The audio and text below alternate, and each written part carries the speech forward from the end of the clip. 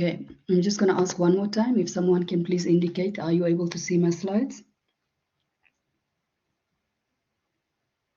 Yes, we can. Thank you so much. Okay, so I'm going to just take a step back just so that we all can meet up at the same pace, and then I'll pick up to where I want us to get to, because even though you've just submitted project one, it's important that while project one is still fresh in your mind, you start thinking about the shift for project two.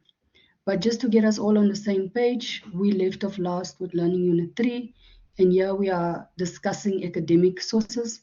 I'm just going to recap your key aspects that are still going to be applicable in the project 2 as well as the summative, but also just to bring you all back to the same page of where we are. So for learning unit 2, what was important to emphasize is what is an academic source. So for those of you who are still struggling to perhaps identify a specific source, there was about 2 students whose work I glanced through that didn't use a particular source that is related to a credible source that's indicated in our slides, or that speaks to a source that is dependable, that is credible. And these sources I'm going to clarify this evening. Which type of sources are you supposed to look for moving forward? And the type of sources that you are going to now shift your mind to specifically in alignment with the reference guide, as we've discussed before, you need to look for peer-reviewed journals. You'll know those or identify them by the published articles that have been reviewed and critiqued by experts in the field. You'll know it because those will have citations, and they'll be peer-reviewed before they are even able to be published. And you'll also be able to identify there's a certain journal that they all will align with, or that they would have been published under, that would give confirmation that there is a credible source. There's also books that you could have used. These are authored by experts. There's conference proceedings. It's also a form of papers that are published, but within a conference, and where the organizers review the information that is being discussed, published in that conference proceedings. There's dissertation and thesis. This is generally linked to master's, honors, PhD. It's where you graduate and you submit your research projects. Academic databases, I'm going to show you later on, but there's an online repository where you host a range of articles or papers where you will be able to go and search for your articles for your searches. There's government publications as well. Those are reports or stats-driven articles or released papers. And then lastly, research reports. These are various institutions such as the IIE or UJ or WITS or any higher education institution, or even private or corporate organizations as well. But those are reports that you can use, and generally you'll find them within the databases or Google Scholar, as we've tested before. So if you were stuck, and just a heads up, when you move forward for project 2, take a look at this list. You cannot go outside of what this list requires. So you cannot go and look at a magazine, a blog, stay away from Wikipedia websites. Focus purely on what is listed here. And the minute you are comfortable that it's one of these, you know that you have ticked the box for the correct type of journal or academic source that you should be using. There's also primary and secondary sources that you need to be mindful of. Primary means that it comes firsthand from the individual who wrote it from the original work. Generally, these can be autobiographies, interviews, newspapers. For example, I'm busy with my PhD at the moment, and I'm going to interview students firsthand. Those will be a primary source. But the minute if I go and I interview or look at articles that where someone has interviewed the people, and I'm reading at it from a second opinion, then it becomes a secondary source. So the minute it's not from the direct source immediately from that specific author, it becomes a secondary source. And I've listed a few examples for you, and also just to give you some context on what is the difference between a primary source, which means that's the first key author for that particular writing, and then secondary sources is when they've taken someone else's work and embedded it into theirs, and you only read it through the secondary source, not straight from the immediate author of the work. It's going to take some time to get used to the two terms, but do spend some time and take note that when you are taking sources, sometimes you're taking a secondary source because it's mentioned in someone's article, or sometimes directly from the main author. We also touched on what is objective and subjective. Just for clarity for yourself, and as you continue to write and you establish your academic journey or your writing journey, you're going to be able to distinguish between these two. You're going to have to understand that you need to write from an objective point of view if you write as an academic, where you focus on the facts, and then move away from subjective opinions or biases where you show directly which side you are choosing. Try to stay objective and be only moved by the facts. Write only purely about the facts and try to keep your personal opinion aside. Even if it asks you to give your opinion, it's asking you to give an objective opinion. It's asking you to give an opinion that you can back up with facts. So don't mistake it when they say give your opinion. They're asking your opinion, but with an objective perspective where you can back up what you are saying with facts that you can prove from those secondary or primary sources that you are using. So in our previous session, we did look at Google Scholar for articles, and I hope that you are all comfortable with using it. I'm sure you all know how to conduct a normal Google search. I think what's key from here onward is for you to play around with EBSCOhost, with finding databases to use as options as well. I'm going to pause for a second and ask if any of you can unmute and tell me, have you searched through the databases of the IIE as yet, or have you only used Google Scholar? Is there anybody wants to interact and just tell me which options are you using at the moment?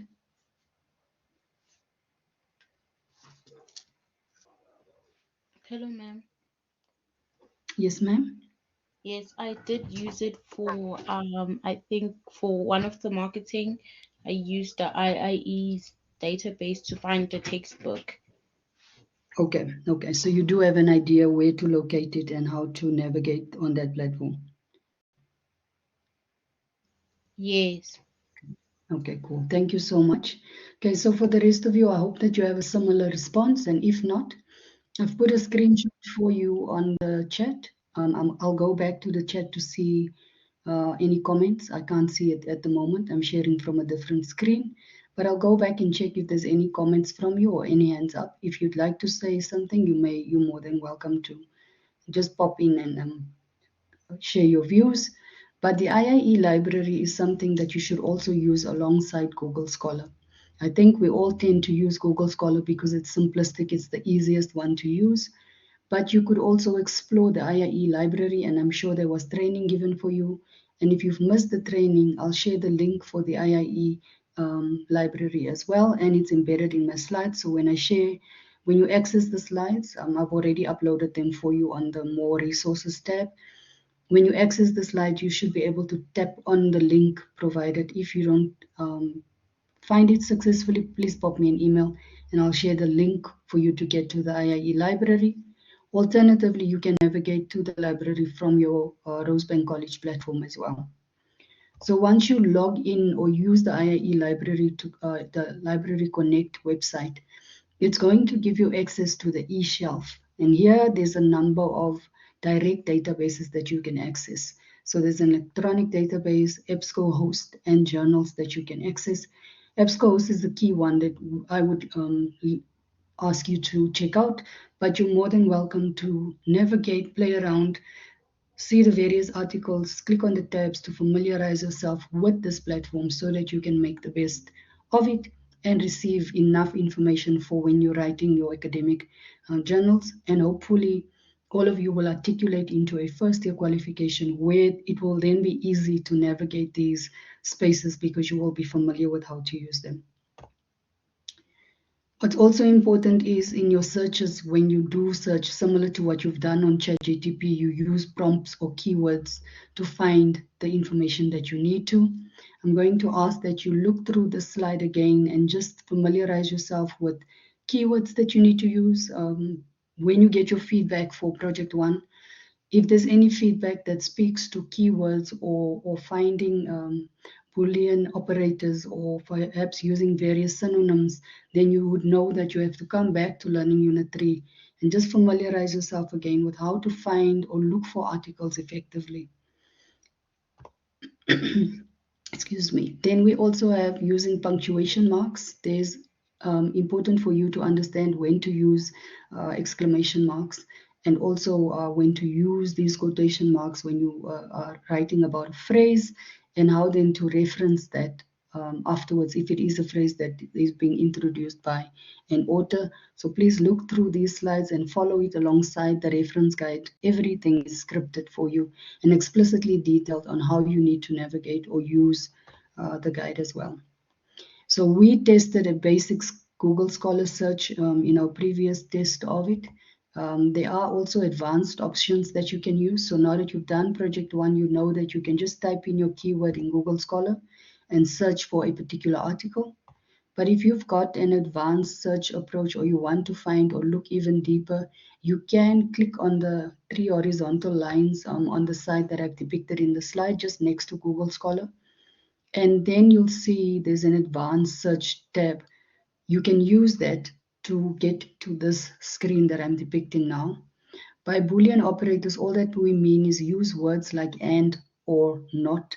And if you do that, it's going to distinguish between or combine certain keywords to give you a more precise result.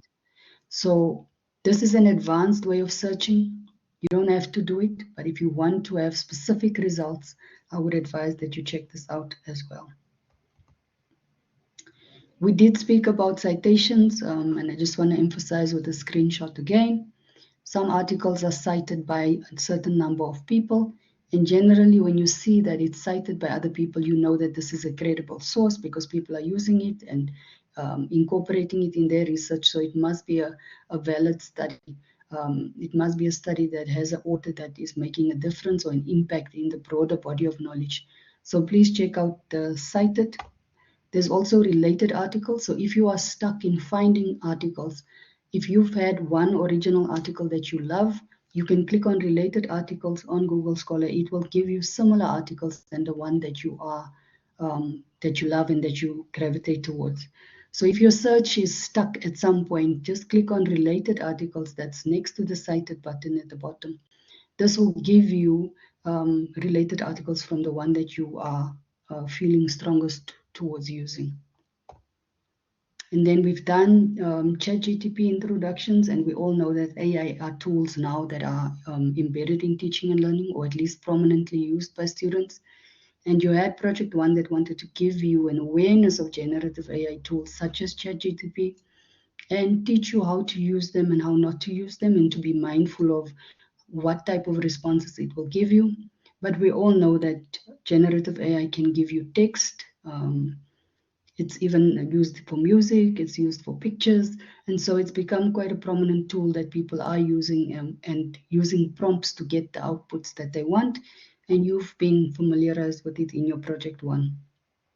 There are also opportunities and challenges when using ChatGPT, which I'm sure you've experienced, but also there's barriers and priorities. And I think what Project One wanted to emphasize is that you should not be too reliant on the AI tools. You should utilize them, but also be considerate of your own voice, your own academic writing journey.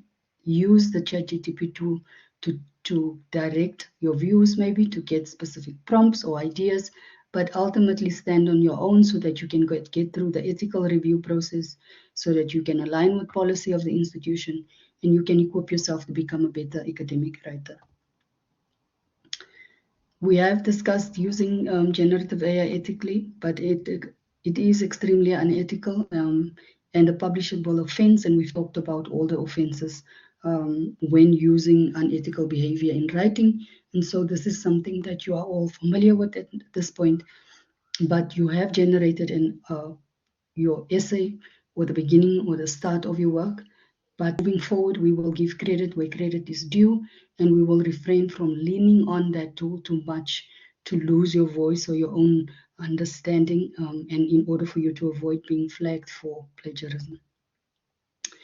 This screen should be familiar to all of you. You've had a similar screen embedded in your tasks, so I'm not going to be concerned too much about it. But if you were struggling, you couldn't find ChatGPT, you had an issue, you are more than welcome to pop me a WhatsApp email, and I will respond back with feedback for Project 1 to help you prepare for Project 2 as well.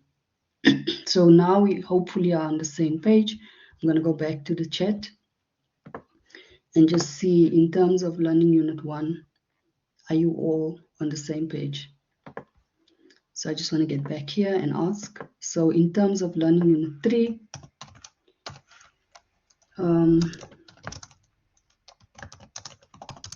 are you all on the same page now?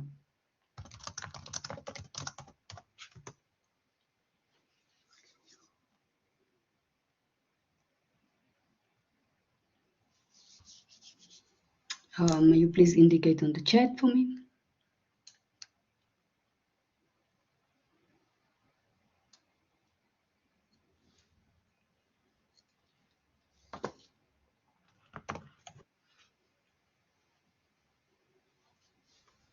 Okay, thank you so much, Sia. Anybody else? Are you understanding? Are we all on the same page with Learning Unit 3 and we all back to where we need to be? Regarding the recording of the just-in-time session, I also don't have access to it, but I will check if I can download it or find it. And was it not shared in your group by anybody, by any chance?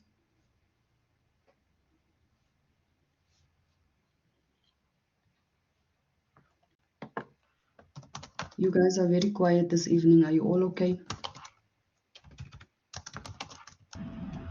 We are traumatized by our marks, man. Oh, which marks?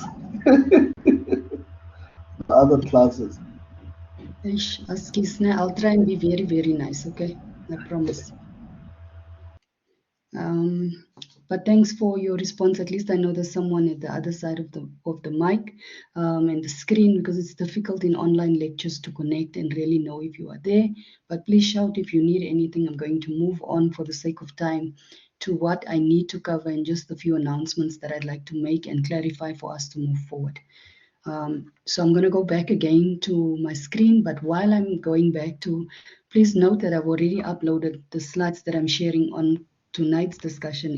It is on the Learn platform under more resources, lecture slides. You'll see I'm going to cover Learning Unit 4 now, and you have it accessible on your side as well. So you are also more than welcome to check and let me know if you can access it from your side. Okay, I'm going to share Learning Unit 4 now. Yes, ma'am. I just had a question about the I don't know if to call it as what is the safe assign report every Yes, time ma'am. we submit. So I don't know Yeah. if you can see on your side which parts of the Mhm. assignment it flagged as plagiarism and other things. But on my Yes. side, if I look at it, it flagged things like question 1.1 and Mm. the actual reference list, like headings and stuff, and then Yes. that raised the I don't know Yeah. It the does thing. pick up the similarity score. Yeah. Okay. So you generally don't have to worry too much about it for my module specifically. So what I do is we can see the safe assign and we can pull the report. Then, if I'm generally concerned, I'll open the report and I'll check through it. And if it picks up headings or common words that's embedded in the assignment itself, and I'm also mindful that all of you are using the same assignment and you're going to use the same headings. And so, if it picks up, it's because all of you are using it and it's over and over again. There's about 22 of you in the lecture, or 20 of you. And so, I'm mindful that 20 of you might use the same outline. But I'll generally assess through the work and check. I'll even copy and paste some of your work if I have to, just to make 100% sure. But generally, I'm supportive of students whose work or similarity scores are high. I'll triple check it before I flag you or penalize you for it, because it's a big impact on you. So I will first check it, and then I will communicate with the institution where needed. Alternatively, if it is high because you've taken someone else's work, and that's what I pick up, and I've got evidence for it, I will penalize you, or ultimately you'll have to be flagged if it's too much beyond the 10% that I can deduct. But generally, my sense is to have a look at your assignment, look at the way you write, look at it if it's your own authentic work. So I'll take some time first before I consider the safer sign as the last indicator of similarity scores or plagiarism or poor referencing. So it's just a guide merely. We have to make an assessment and I have to triple check my views and perspectives before I give you a mark. So I hope I'm answering your question. You can just indicate on the chat if I answered you. Okay. Yes, thank you very much. Okay. So learning unit 4 is our next step, and it's quite simplistic again because we covered parts of it already. I am going to share my screen again because this learning unit will be very brief, because in preparation for project 1 we already talked about academic referencing. You've had an academic referencing workshop and you've now had your first project where you understand that there's a reference guide that's Harvard style, and it's your Bible. It's a document you have to use for your academic journey at the IIE moving forward. Should you do research at another institution, you'll find that they have a different referencing guide. Should you publish articles for a journal, you'll find that the journal has a different reference guide. So it's not the same standard across writing. It's just what the IIE is using, and they've designed a Harvard style booklet for us to use. So we've discussed this booklet in a bit of detail for project 1. If you still have any questions around or you're not 100% comfortable with it, I will advise you to study this document. What I did as a first year student back in the day, I would highlight all the sources that I can use as a student. So the first slide that I just showed you in Learning Unit 3 that says these are academic sources that you can use, I would take my guide and I would highlight, okay, I'm allowed to use a journal, I'm allowed to use a conference proceeding, I'm allowed to use a book. And those are the only sources I would reference and ensure that I use, nothing else. We discussed in the last session how to reference an image. I indicated exactly which way you should do it, highlight that in the guide and use only those ones. It's a big document that can be a bit overwhelming, so just highlight and focus on the ones that you are going to use at the start of your journey. You can explore with the others once you are more comfortable in your writing, but ideally start small, take it small bites, step by step, and highlight the key ones that you need, nothing else. So once you've done that, I include a self-activity in my slides. Now, this is not a mandatory activity that all of you need to do right away for marks. This is just a self-activity. It's something that you need to get into the habit of writing. You need to get into the habit of academic writing and being able to reference with your eyes closed, being able to reference confidently. And the only way you can do that is if you practice.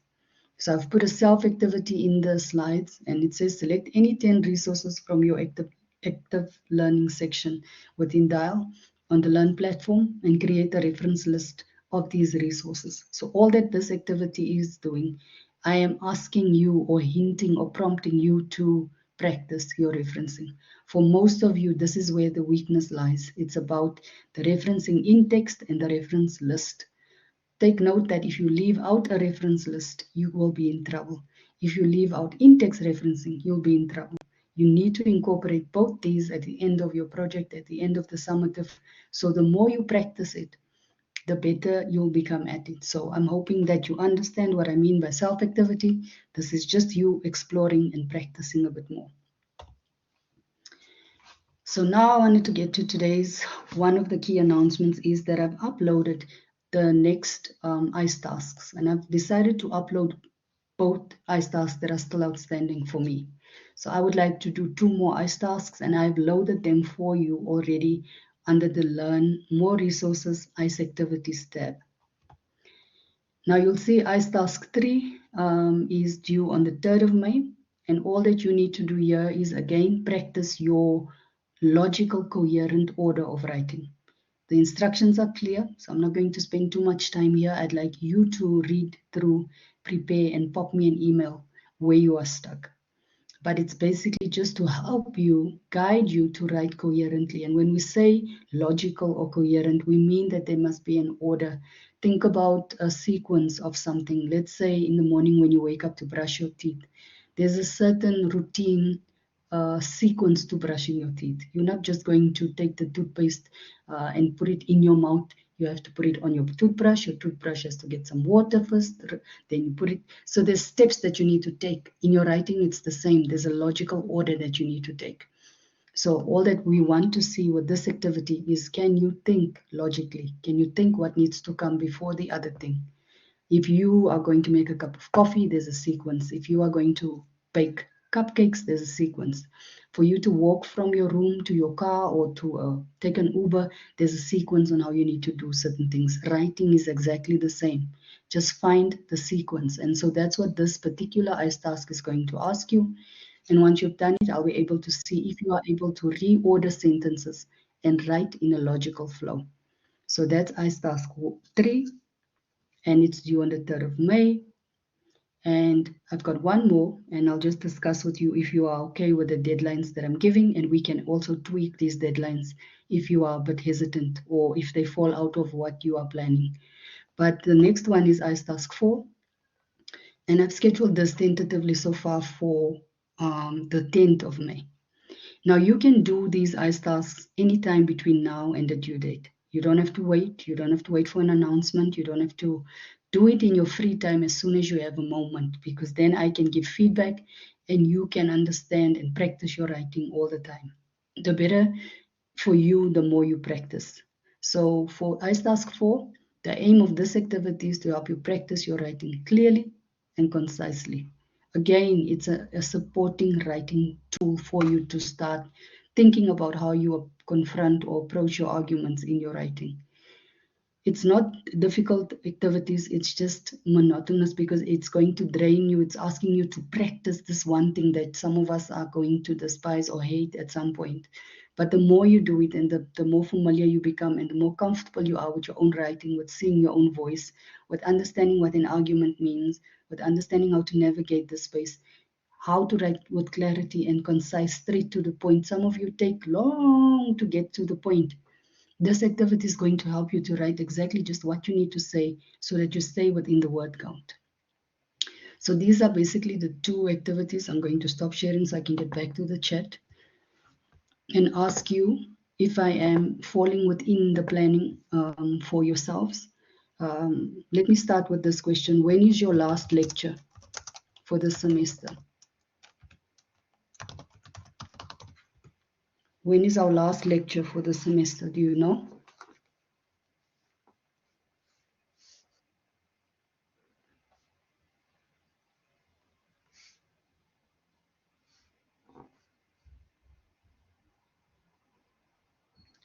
Nobody knows, or you're not sure,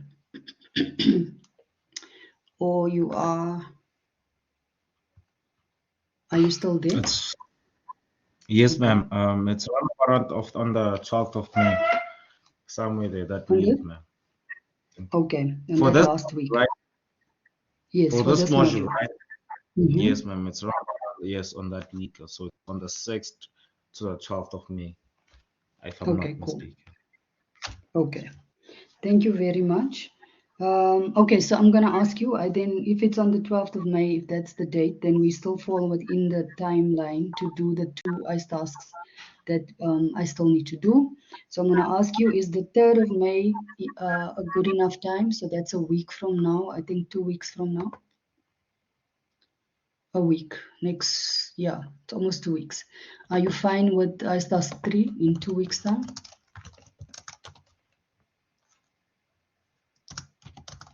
3rd of May? Yes, no?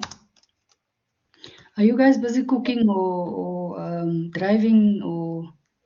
No, ma'am, we're listening. Okay. So the 3rd of May, 2 yeses. I'm going to take that. We're good to go. Then on the 10th, is that too far? Can I bring it forward? Or is the 10th suitable or doable for you? Ma'am, can I ask a question? Yes, ma'am. Yeah.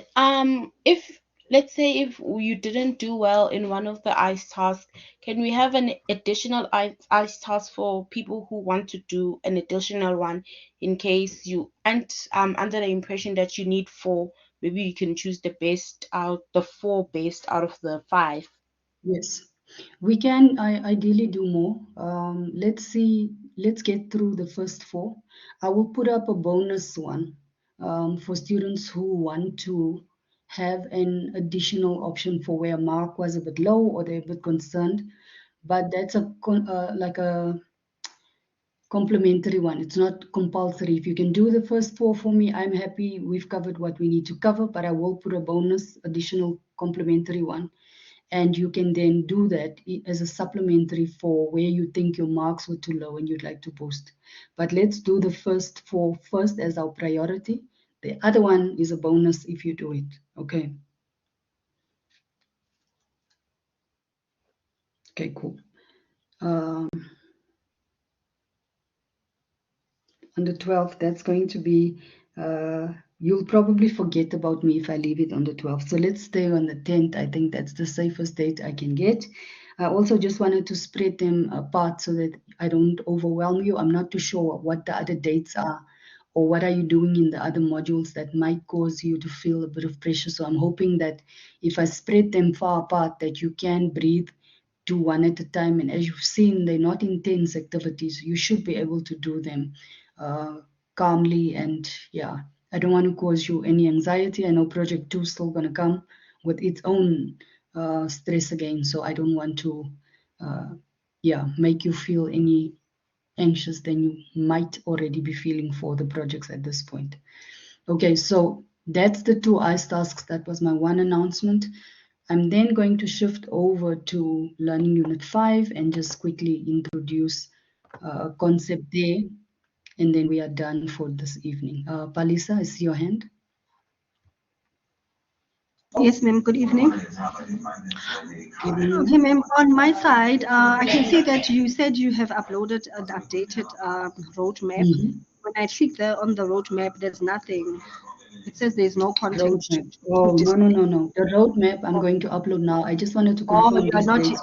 Oh, okay. Yes. You haven't yet Yes. uploaded it. Oh, okay. No. Thanks. I'm going to upload it. I just wanted to check the ICE task dates with you as first, and then I'll Oh, go back and upload. I'm gonna load it now. But the all right. slides Thanks. I've uploaded already. Yes, I Yeah. did see the slides. Thanks. Okay, cool. Thank you so much for that. Okay, so I'm gonna go back and share one last document, and then you can ask hopefully a few questions, and then we can call it a night. I'm gonna go back to my screen.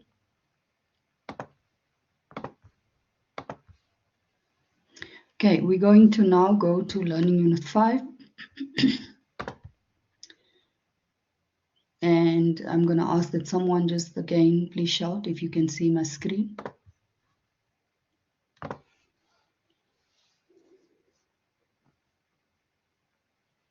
Yes, we can. Thank you so much. Okay, so again, reading for academic purposes, we've already discussed this in some extent at some point. But this evening, I just wanted to emphasize what reading should actually be like. Now, majority of you for Project 1, you were reading, but you were reading as a passive reader. Now, as you can see from the picture on the screen, a passive reader scans the words and you get an idea of what you think the paper or the book or the article or the journal is about. You don't really dive deeper into really reading. And I think majority of us, we at the top of the iceberg. But if you look at what active reading means, it shows you how deep your intention should actually be. It asks you to read intentionally, to read deliberately, to want to find the depth of the article. And to do that takes time, and oftentimes students don't have time because we're always rushing from one deadline to the other. But I'm hoping that this will give you, I wanted to put up this picture to create that image in your head that when you're reading, stop remaining with the scanning words at the top. It's not going to give you the depth in your argument that you need. It's not going to allow you to substantiate your views deep enough if you read as a scanner at the top. Try and dive a bit deeper, and this is how you consider that deep dive by reflecting on the concepts, by asking questions, by summarizing little bits and pieces of the journal as you read, by thinking of the logic and reasoning behind, and also look at the journals when you read. Can you see the logic flow that we want for your own reading? Can you see it in other journals when you are reading. Try and remember what you're reading. Many of us we need to make summaries or mind maps or jot down or highlight on the actual article in order for us to remember. Do anything that you need to do that's going to help you to remember. If you're one of the students in my lectures loves to have sticky notes, print out, can't read online, needs to print out and have a physical article in a hand. Whatever works for you, find what motivates you to read deeper, to think creatively, and to prioritize so that you can get all the way to the bottom and really understand that journal or that article that you've chosen for your projects. So I'm hoping that you're going to, if you forget anything we've talked about this evening, remember this and that shift that needs to happen from passive to active reading. Now, all of us will have a reading strategy. If I had time, I was going to ask you all, what is your reading strategy? How do you read? And we could have unpacked it a bit more, but for the sake of time, I'm going to dive straight into the important SQ5R reading strategy that you need to know. And you need to know the strategy because it is in Project 2. So I wanted to put it up so that it's not something that we do last minute or something that I feel like I should have unpacked a bit more. I wanted to implement or introduce it to you right away so that you can start shifting your mind and think about SQ5R reading strategy. Now, all that this is about is the survey, is the S, the Q is for question, and the 5R has 5 R's that's broken down, and we'll get to them, starting with reading actively and responding. So when you have a journal in front of you or a book in front of you, this reading strategy will guide you to fully unpack and get to the deeper thinking that I just depicted in the previous picture. So by survey, all that we're saying is think about the title. When you just see the article, think about the title. What do I know about this particular title without even reading anything? And then ask yourself, what do you want to know about this particular title? Make little notes for yourself, maybe at the back of the article or in an own notebook added on, or your sticky notes, depending on how you want to summarize your responses. Then glance through the headings of the first sentence in the paragraph. Look at the different illustrations, the graphics, the pictures, everything that stands out immediately from the page that's probably bold or that is depicted in images, and read the first and last paragraphs first. Now, in a journal, for example, the first paragraph will be an abstract, the last paragraph will be the conclusion or discussion. Read those first to connect the dots and just get a sense of what this article is about. So it's like doing a survey, brief survey at the beginning. When you've done that, the next step is to question. Now you have to write down any questions that come to your mind just by that brief survey that you've done before you even read deeper. Ask yourself what stood out, what is uncertain, what do you want to know, what are the key things that you're looking for. You're going to then go to your heading, your subtitles, the illustrations, the graphics. I like this particular step because it asks you to turn every single thing into a question. You look at the title and you turn it into a question. You look at a heading, you turn it into a question. And when you do that, it's going to start shifting and creating opportunity for you to look deeper to want to answer those questions. Then you also have to, on the side of every article, I write down unfamiliar or new words so that I can grow my own vocabulary, but also be clear on what exactly the words mean for this particular article. The next step, read actively. Think about the picture I just showed you. And you also have to search for answers to the questions from the previous 2 steps that you've reflected on. And then the next step is respond. Ask yourself what the text, what in this text responds to your research. What is it that you actually want to get out of this particular article or what you're reading? Write down the answers, make notes, as I've mentioned, and this will then add to even more questions that will allow you to now start digging deeper and not just taking the answers that you give, but question the article. It's almost like you want to be the devil's advocate. You want to ask questions to almost critique the article in order to make sense of what is asked. The last 3 steps of this reading strategy is record, recite, and review. These are probably the most important steps. Record means you're going to annotate the text in detail. You're going to highlight any unclear statements. You're going to highlight whatever seems confusing, and you're going to create additional questions as you've done in the previous steps. But you're going to underline key concepts here. These key concepts are generally what you want to link into your argument. So it's super important that you summarize those key concepts using any method that you find effective for your writing. Recite, look closely, and also look away from the original text and try to recall what you've learned.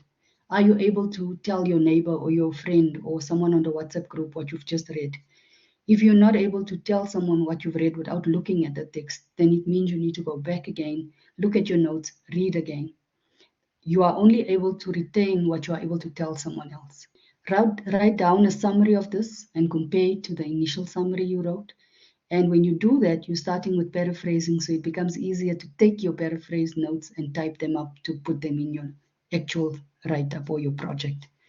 Reread the article again just to get some accuracy, and then summarize and look at the answers. And where you don't have answers yet, try and dig a bit deeper to find those answers. Remember to also link it back to what the question of the actual project for you to even look at this article in the first place is.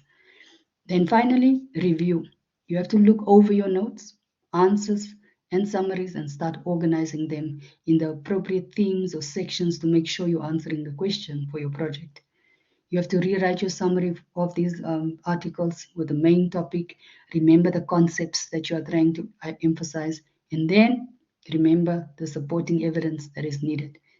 Who is the author? Remember all the steps you took in project 1 to validate who the author is, what year, is it a book, is it a, take all that review information again for this particular article or book or source in order to use it effectively in the end when you want to put the content into your article or into your project.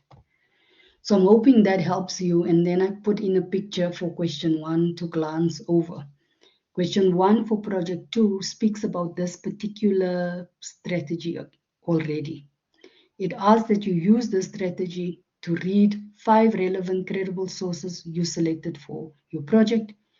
And then it unpacks and it says recreate and complete the table below. So there's a table that's going to guide you to do exactly what I've just explained. It's going to ask you to summarize in your own words. But even if you're summarizing in your own words, remember what I said right in the beginning. Even if it's in your own words or your own opinion, there comes a time where you have to back up your opinion with evidence. And this is one of those tables where you need to put in evidence, useful information that can be found across sources. So I'm hoping that this provides you with some clarity, and I'm going to pause there for a second. The slides have been uploaded, and I hope that it's simplified, and I'll pick up our next conversation from this particular slide.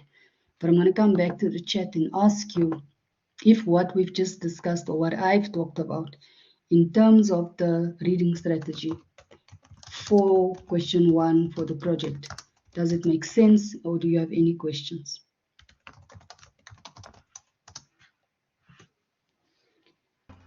Ma'am, can you hear me? Yes, I can hear you. Yes, apologies. I got kicked out. I think I was out for like 10 minutes.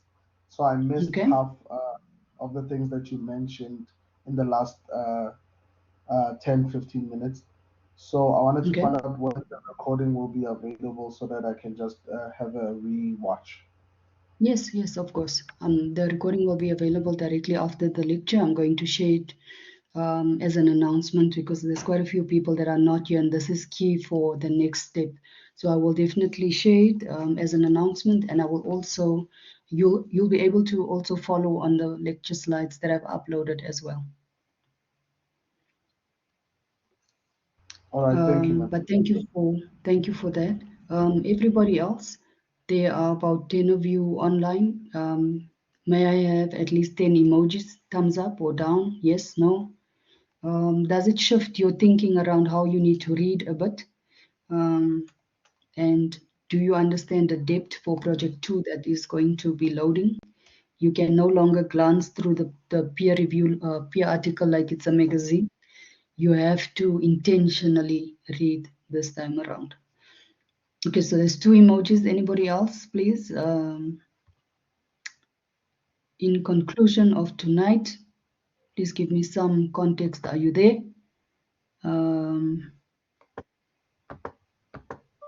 You guys are very quiet. Zikona, are you there, ma'am? Let me see the response, please, so I can make sure that you are with me on this one.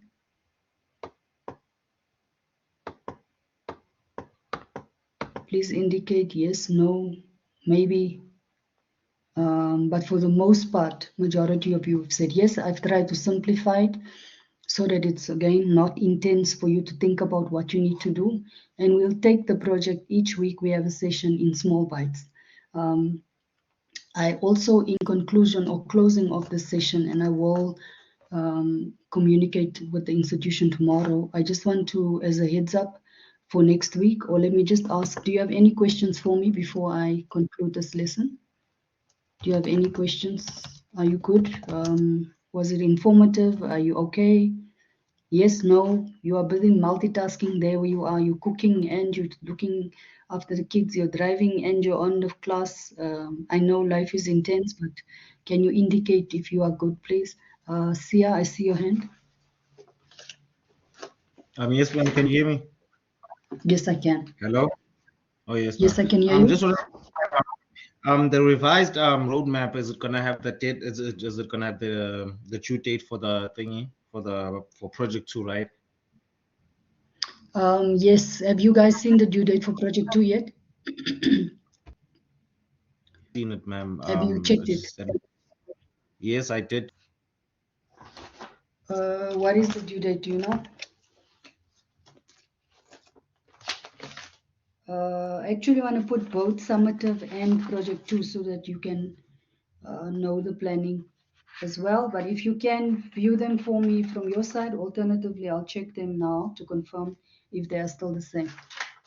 But yes, to answer your question, the roadmap needs to be updated. I was planning to put both ISTAS dates, the project 2 and the summative dates, and then you can plan, and hopefully that document won't be updated anytime soon. 17th of May, you still have some time. Can I ask what is the project date? Is that the summative? Sorry, that's probably project 2. What is the summative date?